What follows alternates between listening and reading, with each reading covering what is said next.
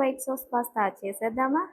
First అయితే stove on చేసి bowl పెట్టి వాటర్ పోసుకొని ఒక 2 టీ స్పూన్స్ ఆయిల్ పోసుకొని ఒక హాఫ్ టీ స్పూన్ మాత్రమే సాల్ట్ వేయాలి. వాటర్ కొంచెం మరిగినాక 1 glass of pasta or macaroni whatever you call వేసుకోవాలి.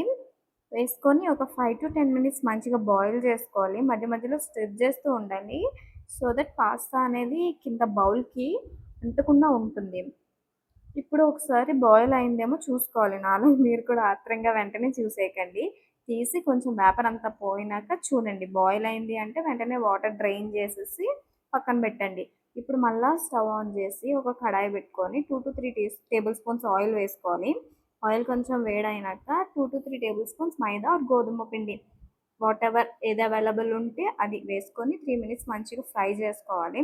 సో దట్ పిండి పచ్చివాసన అనేది పోతుందనమాట.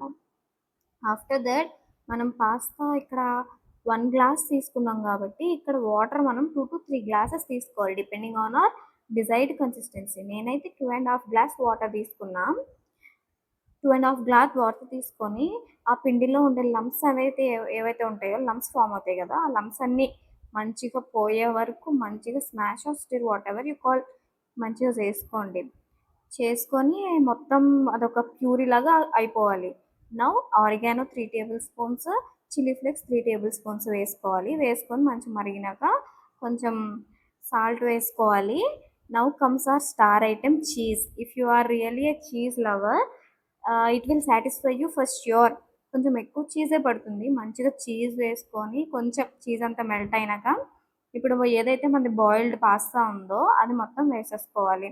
వేసుకొని ఒక 2-3 మినిట్స్ అట్లనే స్టవ్ మీద ఉంచి నెక్స్ట్ స్టవ్ ఆఫ్ చేసుకొని సర్వ్ చేసుకొని తినేయటమే. ఆ cheesy white sauce pasta is ready. చూడండి మంచిగా చీజ్‌గా ఎంత మంచిగుందో.